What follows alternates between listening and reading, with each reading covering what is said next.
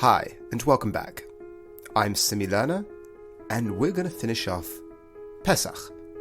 Well, at least Rav Hirsch's discussion right now in reference to Pesach, in his work Chorev. We're continuing on the next mitzvah, which is the Haggadah. And what I don't want to do in this short discussion is go through the pattern and the ideas and the general principles that people like to develop when it comes to discussing the Haggadah.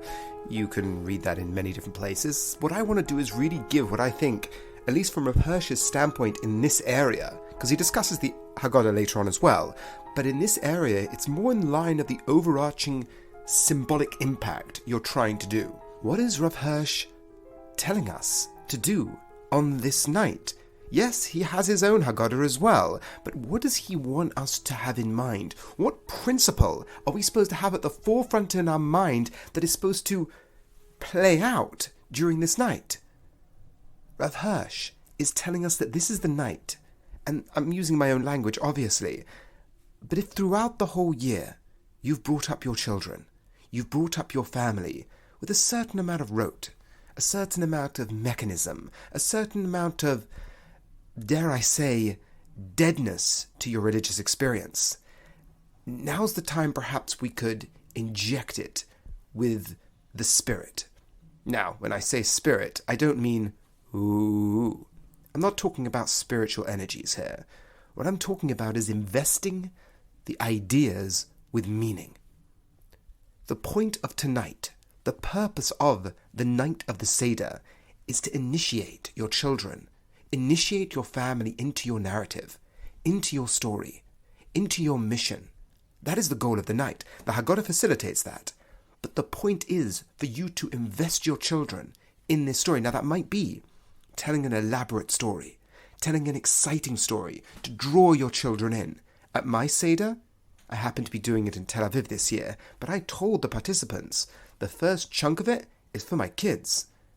The first chunk of it is me talking to my children, trying to tell them why I'm excited about Yiddishkeit, telling them why I'm excited about this purpose we are on, and how that story built up to bring me as the descendant of these people into this story, why that excites me, and why this story is the greatest story that has ever been told.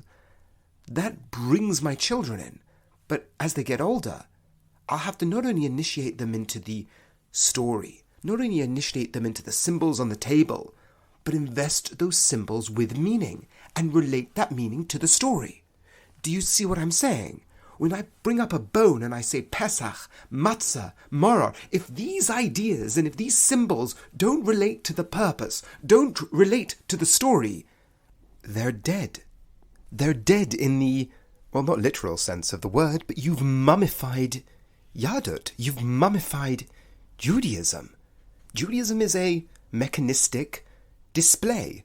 You point to the Pesach, you point to the Matzah, you point to the Maror, and you get on with things. But the purpose of the Seder night is to show how these items relate to the story, relate to the meaning embedded in the story. Without that, you don't have God. You don't have purpose. You don't have what you're trying to do. To play it out a different way, perhaps, the point of the Seder night is to really show what we mean by God. It's literally the most fundamental principle that the Jewish people are giving over to their children. God isn't deity, isn't big dude in the sky. No. The Almighty for the Jewish people is the one who took us out of Egypt. Yes, we can articulate our religious worldview in philosophical language or in mystical, Kabbalistic, esoteric language. Whatever works for you and whatever you think works for the personality of your family. You'll use that sort of language and you'll use those sort of concepts. But at its core, this is the foundation of what the Jewish people mean by God. He took us out of Egypt to take us on a journey, to give us a purpose.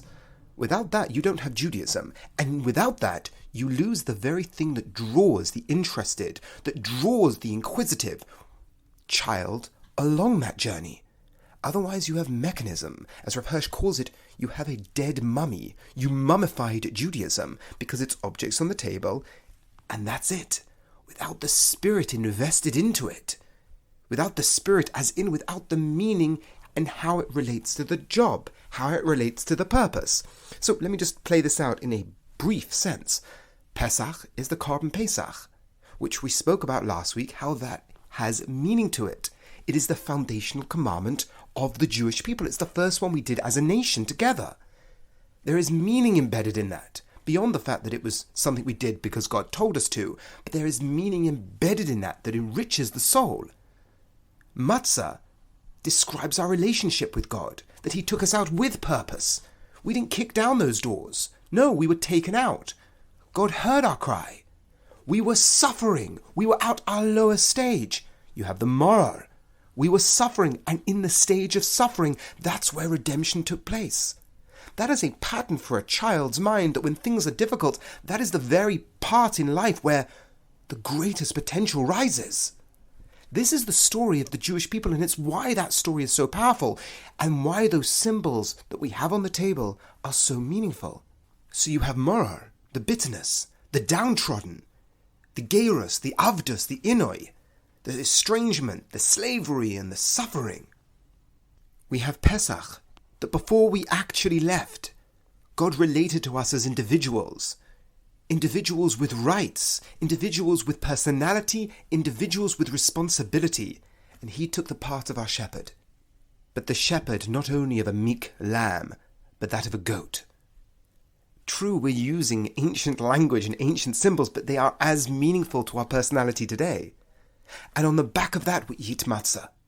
And we recognize with the matzah that all this happened and our freedom began because we were taken out. We were taken out. We didn't kick those doors down. We were taken out by what the Jewish people call the Almighty. He took us out with purpose.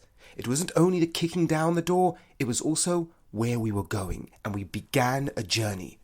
And we look at the children and we look at the people at our Seder and say, this is your story. This is your story. At that point in suffering, what we call the Almighty stepped in, not just randomly to free slaves, but to free a certain people because we have purpose, because we have mission. And that is where we lead on to what's coming up, being Shavuos, being the Omer. Like every other nation in the world would have stopped counting. You're free. That's it. We're done. But that's not the Jewish story. After bringing out this story of excitement, of freedom, of purpose, the Jewish people start counting, because that purpose is given its penultimate stage at Har Sinai. Hence we have the Omer, which we begin counting after Seder night. So to recap, this is a time to, as Rav Hirsch calls it, to flood, to imbue the Spirit and flood the minds of your children with the Spirit. There's Vortlach are lovely, but if we can invest these three symbols with meaning and tell our children that these symbols are a paradigm for everything else in the Torah, being that the actual items have the meaning distilled in them and how it relates to the story, how it relates to the purpose of the Jewish people, we will be doing our children and all those at our Seder and ourselves a great service, because we will uplift ourselves to that purpose again. We will use Pesach as the time where we're going to hold that goal, that striving in front of us for the rest of the year. Have a lovely Pesach, and thank you as always for listening.